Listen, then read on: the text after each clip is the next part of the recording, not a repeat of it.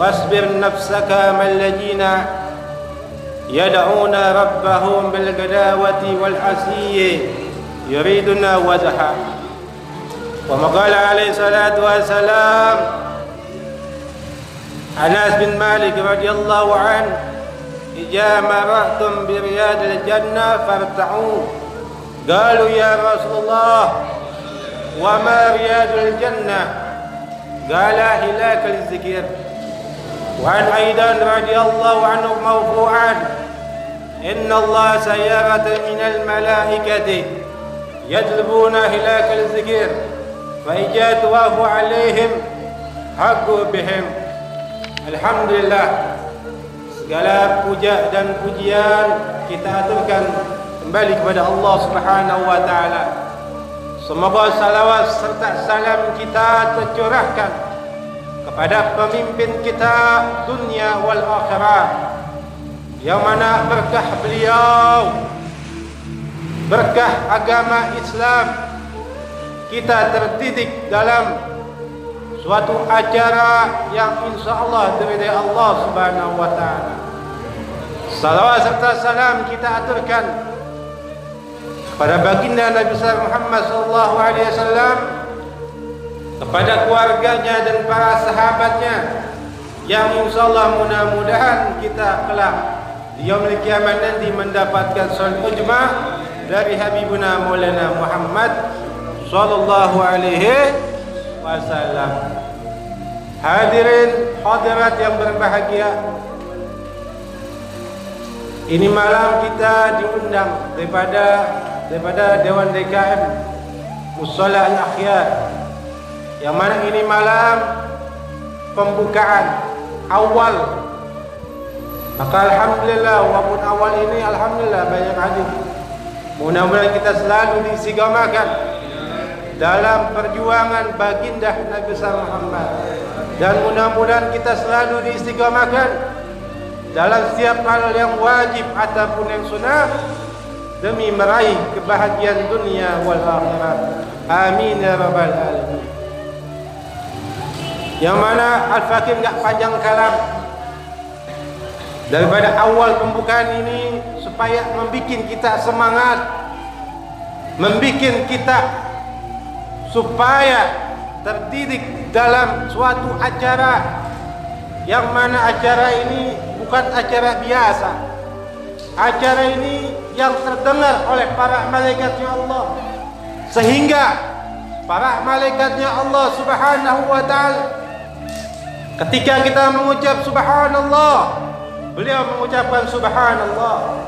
Ketika kita mengucapkan alhamdulillah, para malaikat mengucapkan alhamdulillah, sehingga para malaikat telah memberikan kepada Allah Subhanahu wa taala, menyampaikan daripada suatu kaum yang kaum tersebut berzikir pada Allah Subhanahu wa taala.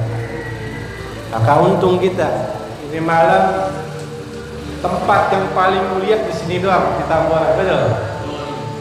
Tempat yang paling mulia kata Rasulullah apabila satu kaum ila bi zikrullah, mengingat kebesaran Allah Subhanahu, dan adapun talabul ilm, menuntut ilmu yang wajib ataupun yang sunnah, ini salah satu sunnah baginda Nabi besar Muhammad sallallahu alaihi wasallam.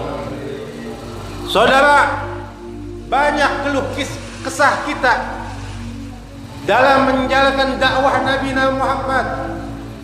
Banyak pujian, enggak gampang untuk menunaikan daripada acara-acara Islami.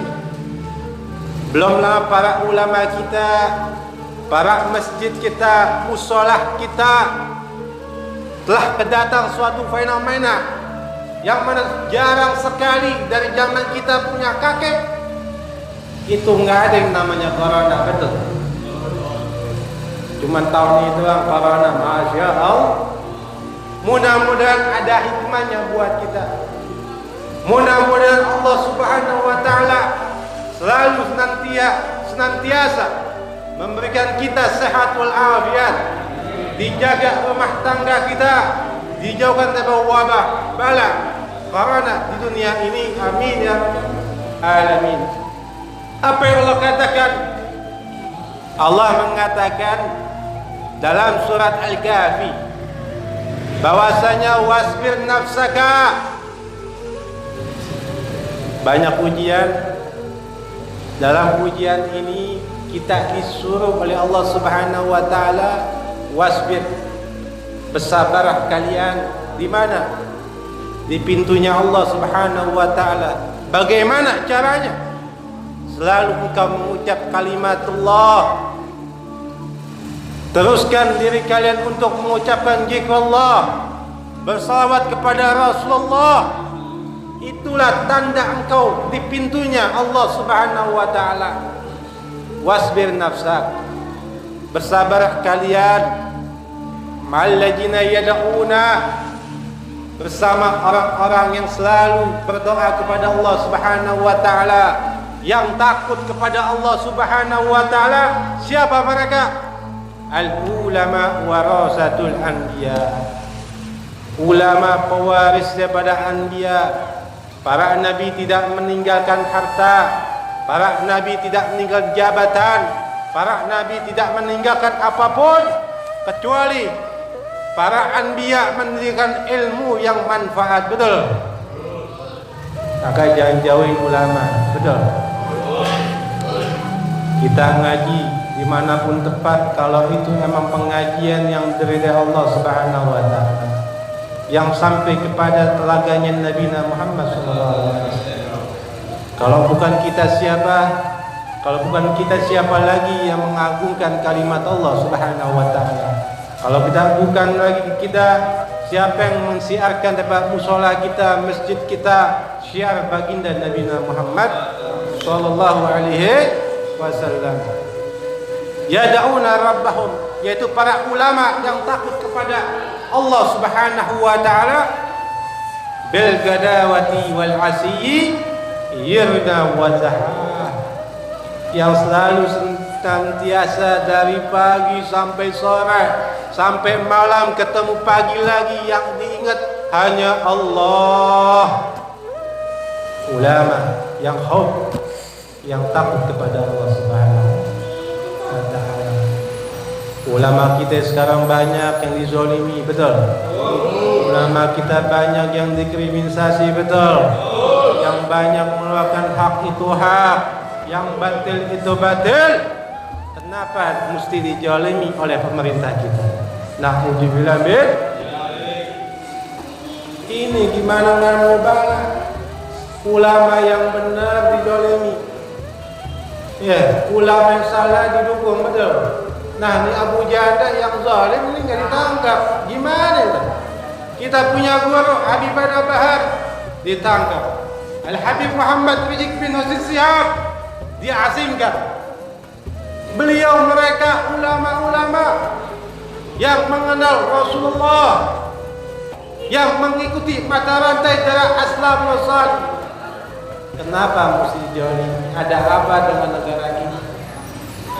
Kita ngacak masing-masing dan kita tahu jawabannya masing-masing. Kok kenapa ulama benar dijolimi? Kok kenapa ulama yang salah didukung?